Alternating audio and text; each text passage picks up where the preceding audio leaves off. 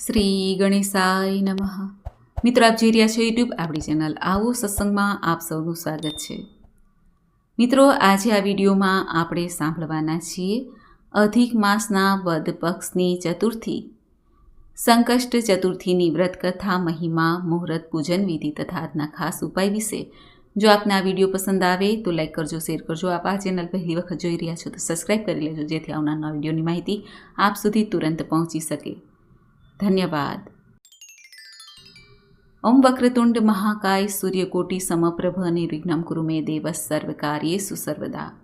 બોલો સર્વપ્રથમ પૂજનીય ભગવાન શિવજી અને પાર્વતીજીના આનંદન, રિદ્ધિ સિદ્ધિના દાતા, લાભ શુભના પિતા, સંતોષ ધન પ્રદાન કરનારા દેવતા, સર્વપ્રથમ પૂજનીય ગણપતિ બાપ્પાની જય. મિત્રો, ચતુર્થી કે જે ભગવાન શ્રી ગણેશજીને અત્યંત પ્રિય છે, કારણ કે ચતુર્થી તિથિમાં જ પ્રભુનો જન્મ થયો. ચતુર્થી તિથિના દિવસે જ લગ્ન, વિવાહ અને ચતુર્થી તિથિના દિવસે જ લાભ શુભનો જન્મ. આમ ભગવાન શ્રી ગણેશજી ચતુર્થી તિથિના સ્વામી બની ગયા. અને આજે પણ આપણે ચતુર્થી તિથિનું જ્યારે વ્રત ઉપવાસ કરીએ છીએ ત્યારે ગણેશજીનું સ્મરણ અવશ્ય થઈ જાય છે, કારણ કે આ તિથિના સ્વામી કે ઇષ્ટદેવ ભગવાન શ્રી ગણેશજી છે. આજે ચતુર્થી હોય, જે મહિનાની શુક્લ પક્ષની હોય કે વદ પક્ષની ચતુર્થી તિથિ આવે ત્યારે ચતુર્થીનું વ્રત થાય છે. ભગવાન શ્રી ગણેશજીનું વિશેષ પૂજા થાય છે. જો કે અધિક માસની ચતુર્થી જે 3 વર્ષે આવે છે, આ ચતુર્થીનું મહત્ત્વ ઘણું છે, કારણ કે પુરુષોત્તમ માસમાં આ ચતુર્થી આવે છે. અને ભગવાન પુરુષોત્તમ રાયની કૃપાની સાથે, કાઠા ગોર્યમાની પૂજાની સાથે ભગવાન શ્રી ગણેશજીની પૂજા ઉપાસના પણ થાય છે. આ ચતુર્થીના દિવસે જે ભક્તો વ્રત ઉપવાસ કરે છે અથવા માત્ર ભગવાન શ્રી ગણેશજીની પૂજા કરે છે, નામ મંત્ર જપે છે, સંકટ નાશન ગણેશ સ્તોત્રનો પાઠ કરે છે કે સ્તુતિ પાઠ કરે છે, તેના સર્વે વિઘ્નો, સંકટો, બાધાઓ પ્રભુ દૂર કરે છે. ભાવથી, પ્રેમથી કરેલું પૂજન હંમેશા ફળદાયી રહે છે. સૌ પ્રથમ જાણી લઈએ 3 વર્ષે આવતી આ અધિક માસની સંકષ્ટ ચતુર્થીના મુહૂર્ત વિશે. અધિક માસની સંકષ્ટ ચતુર્થી તિથિ પ્રારંભ થાય છે 3 જૂન 2026 બુધવારની રાત્રે લગભગ 9:22, જ્યાં તિથિ પૂર્ણ થાય છે 4 જૂન 2026 ગુરુવારના દિવસે રાત્રે 11:30 આસપાસ. આમ જોઈએ તો ચંદ્ર ઉદય પ્રમાણે સંકષ્ટ ચતુર્થીનું વ્રત થાય છે, એટલા માટે તારીખ 3 જૂન 2026 બુધવારના દિવસે અધિક માસની સંકષ્ટ ચતુર્થીનું વ્રત રખાશે. આજે ચંદ્રોદય છે રાત્રિના લગભગ 10 વાગ્યાની આસપાસ. ગામ શહેર પ્રમાણે અલગ અલગ ચંદ્રોદય હોય તે જોઈ લેવું. આ ચતુર્થીના દિવસે જે ભક્તો વ્રત કરવા માંગે કે ન માંગે તેઓ ભગવાન શ્રી ગણેશજીનું પૂજન અવશ્ય કરી શકે છે.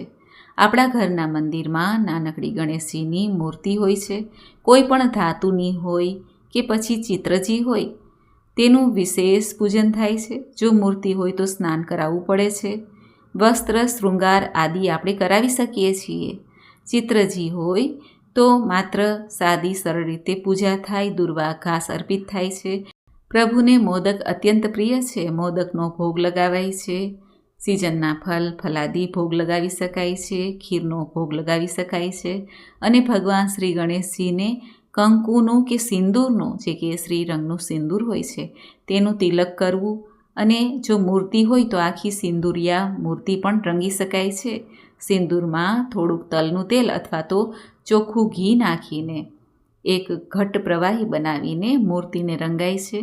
કેસરીયો રંગ ભગવાનને અત્યંત પ્રિય છે, મંગલ મૂર્તિ છે, માટે ભગવાન શ્રી ગણેશજીને સિંદૂર અત્યંત પ્રિય છે. જે ભક્તો આજે સિંદૂરથી અભિષેક કરે છે ભગવાન ગણેશનું, તેની સર્વે મનોકામના પૂર્ણ થાય છે.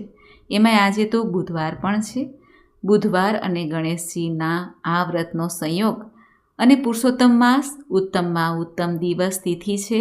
આજે જે ભક્તો ભગવાન શ્રી ગણેશજીને પ્રસન્ન કરવા માટે દાન પુણ્ય કરે છે, આજે ભગવાન શ્રી ગણેશજીનો મંત્ર જપી શકાય છે, અથવા ઓમ બોમ બુધાય નમઃ આ મંત્રનો જપ પણ કરી શકાય છે.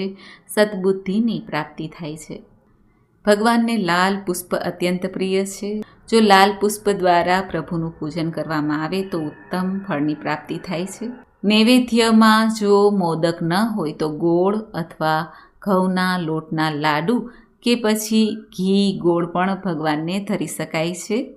વ્રત કરનારે સવારે જ સંકલ્પ કરવાનો હોય છે કે પોતે વ્રત કેવી રીતે કરવા માંગે છે. આ વ્રતમાં ઉપવાસ થાય છે અને એક ટાઈમ ભોજન લેવાય છે, પરંતુ ભોજન રાત્રિના ચંદ્રોદય થાય પછી જ લેવાય છે, ચંદ્ર દર્શન થઈ જાય પછી. અને જો વાદળછાયું વાતાવરણ હોય, ચંદ્ર દર્શન ન થાય, તો એક બાજોટ ઢાળીને તેની ઉપર લાલ કે સફેદ વસ્ત્ર પાથરીને ચોખાનો ચંદ્ર બનાવીને તેનું પૂજન કરાય છે. અને ત્યારબાદ ધૂપ દીપ નૈવેદ્ય આદિથી ભગવાન શ્રી ગણેશજીનું પણ રાત્રે ફરી પૂજન થાય છે અને વ્રત સંપૂર્ણ થાય છે. આ વ્રત એક જ દિવસનું હોય છે. ત્યારબાદ એક ટાઈમ ભોજન લઈ શકાય છે. જે આપણે દાન દક્ષિણા મૂકી છે મંદિરમાં, તે બીજા દિવસે સવારે તે દાન દક્ષિણા જે તે સ્થાને આપી દેવી, તેનો સદુપયોગ કરવો. ગાય માતાને લીલું ઘાસ ખવડાવી શકાય છે, પશુ પક્ષીને દાણા ચણની વ્યવસ્થા કરી શકાય છે, બ્રાહ્મણોને દઈ શકાય છે, મંદિરની દાનપેટીમાં દક્ષિણા અર્પિત કરી શકાય છે. આમ ચતુર્થી તિથિનું વ્રત જે ભક્તો કરે છે તે ભગવાન શ્રી ગણેશજીને પ્રિય આ વ્રત છે, તુરંત ફળ આપનાર છે. સંકટ ચતુર્થીના દિવસે ચંદ્ર દર્શન કરવું શુભ મનાય છે, કારણ કે એવી કથા છે કે જ્યારે શુક્લ પક્ષની ચતુર્થી હતી ત્યારે ચંદ્રદેવે ગણેશજીના રૂપની ઠેકડી ઉડાડી હતી. તેથી ગણેશજીએ ચંદ્રદેવને શ્રાપ આપ્યો હતો કે શુક્લ પક્ષનો ચંદ્ર, જે ચોથનો ચંદ્ર છે, તેનું જે કોઈ દર્શન કરશે તેને ખોટો આળ ચડશે. ભગવાન શ્રી કૃષ્ણએ પણ ચોથના ચંદ્રનું દર્શન કર્યું હતું, તો તેમને સ્યમંતક મણીનો ખોટો આળ ચડ્યો હતો, એવી કથા છે. જેમ કે આ સંકષ્ટ ચતુર્થીના દિવસે ચંદ્રદેવનું દર્શન થાય છે, પૂજન થાય છે, નામ જપ થાય છે, ભગવાન ચંદ્રમૌલેશ્વરની પણ કૃપા પ્રાપ્ત થાય છે. આમ આ બે ચતુર્થી જે આવે છે, શુક્લ પક્ષની અને કૃષ્ણ પક્ષની, તેમાં અલગ અલગ નિયમ બતાવવામાં આવ્યા છે. જે ભક્તો આ ગણેશજીનું વ્રત કરે છે તેના સર્વે કષ્ટ બાધા તો મટે છે, મનોકામના પણ પૂર્ણ થાય છે. આવું આપણે સાંભળીએ અધિક માસના કૃષ્ણ પક્ષની ચતુર્થી, સંકષ્ટ ચતુર્થીની વ્રતકથા. બોલો ભગવાન શ્રી ગણેશજીની જય. પુરાણકાળમાં સતયુગમાં ચંદ્રસેન નામના રાજા થઈ ગયા. તે સુરવીર, મહાન યોદ્ધા અને અત્યંત ચાલાક હતા. તે પોતાના પરિવારની સાથે સુખરૂપ રહેતા હતા. રાણીનું નામ હતું રત્નાવલી. એ અતિ સુંદર અને દયાળુ હતા. તે ખૂબ જ ગુણવાન અને પતિવ્રતા નારી પણ હતા.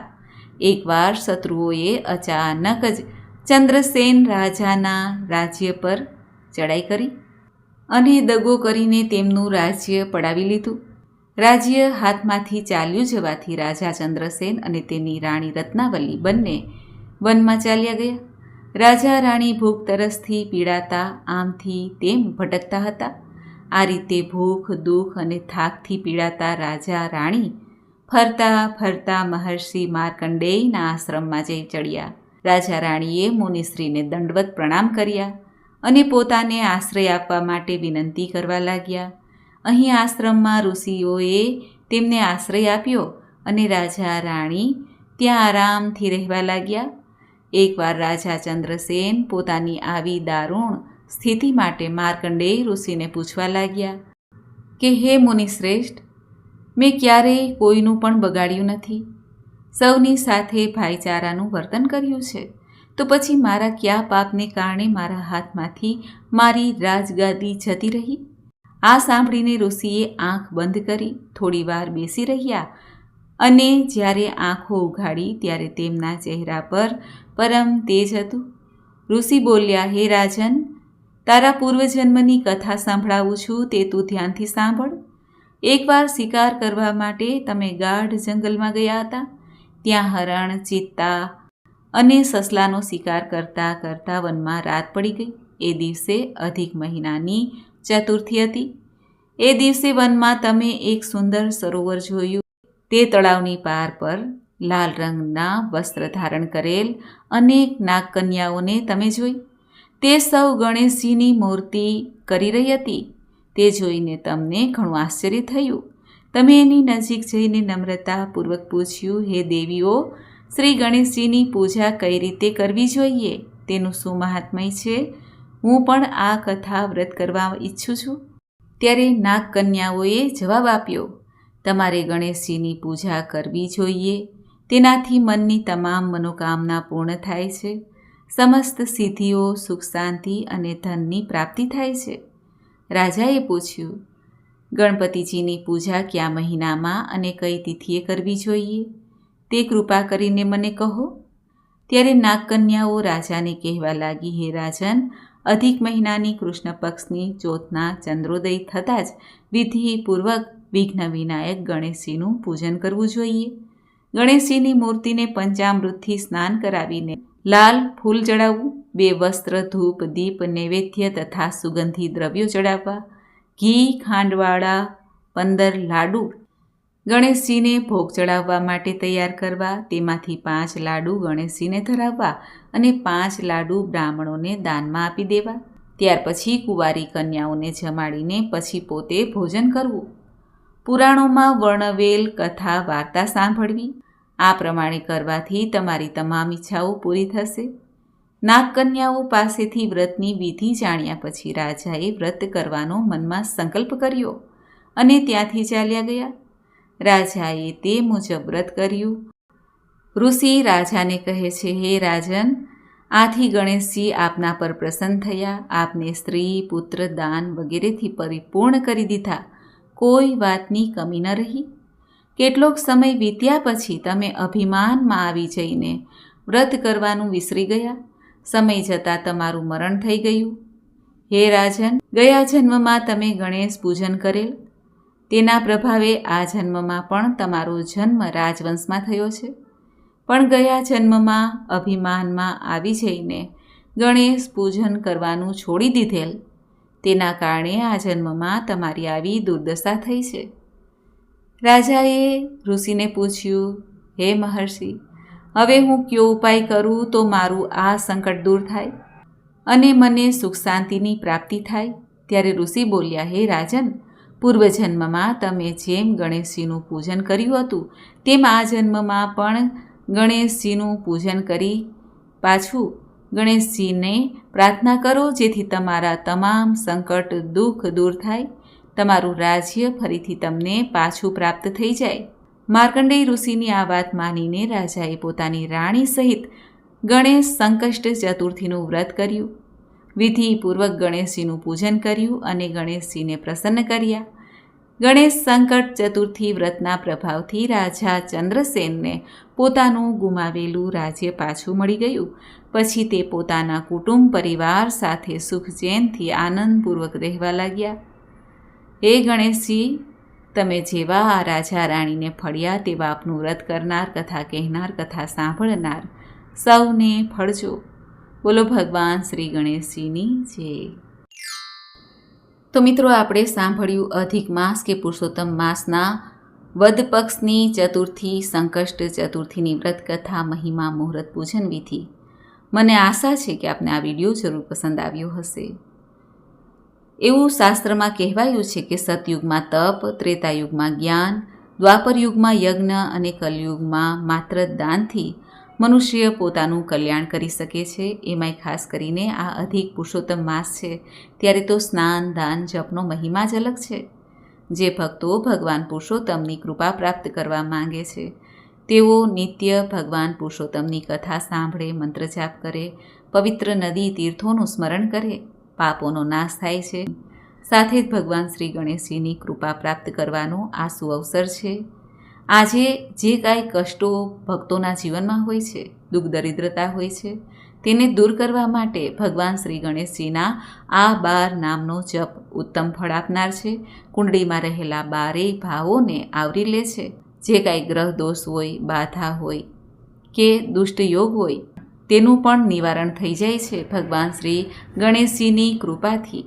તે 12 નામ છે: ઓમ સુમુખાય નમઃ, ઓમ એકદંતાય નમઃ, ઓમ કપિલાય નમઃ, ઓમ ગજકર્ણાય નમઃ, ઓમ લંબોદરાય નમઃ, ઓમ વિકટાય નમઃ, ઓમ વિઘ્ન વિનાશકાય નમઃ, ઓમ વિનાયકાય નમઃ, ઓમ ધૂમ્રકેતવે નમઃ, ઓમ ગણાધ્યક્ષાય નમઃ, ઓમ ભાલચંદ્રાય નમઃ, ઓમ ગજાનનાય નમઃ.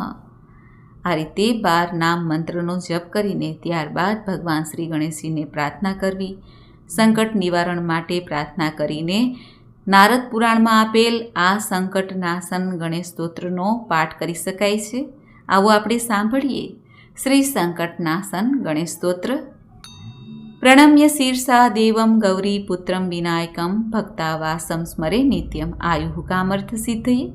પ્રથમમ વક્રતુંડમ ચ એકદંતમ દ્વિતીયકમ તૃતીયમ કૃષ્ણપિંગાક્ષમ ગજવક્ત્રમ ચતુર્થકમ લંબોદરમ પંચમમ ચ ષષ્ઠમ વિકટમ એવ ચ સપ્તમમ વિઘ્નરાજેન્દ્ર ધૂમ્રવર્ણ તથાષ્ટકમ નવમ ભાલચંદ્રમ ચ દશમમ તુ વિનાયકમ એકાદશમ તુ ગણપતિમ દ્વાદશમ તુ ગજાનનમ દ્વાદશ એતાની નામાની ત્રિસંધ્યય પઠે નર ન ચ વિઘ્નભયમ તસ્ય સર્વસિદ્ધિ કરો પ્રભુ. વિદ્યાર્થી લભતે વિદ્યામ ધનાર્થી લભતે ધનમ પુત્રાર્થી લભતે પુત્રાન મોક્ષાર્થી લભતે ગતિમ જપેત ગણપતિ સ્તોત્રમ ષડભીર્માસે ફલમ લભેત સંવત્સરેણ સિદ્ધિ ચ લભતે નત્ર સંશય અષ્ટેભ્યો બ્રાહ્મણેભ્યોશ્ચ લિખિત્વા યઃ સમર્પયેત તસ્ય વિદ્યા ભવેત સર્વા ગણેશસ્ય પ્રસાદત.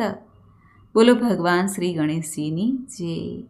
ઓમ એકદંતાય વિદ્મહે વક્રતુંડાય ધીમહિ તન્નો દંતિઃ પ્રચોદયાત. બોલો રિદ્ધિ સિદ્ધિના દાતા શ્રી ગણેશજીની જય. પુરુષોત્તમ ભગવાનની જય. મિત્રો, મને સાંભળવા માટે ધન્યવાદ. આપ સૌને મારા જય શ્રી કૃષ્ણ.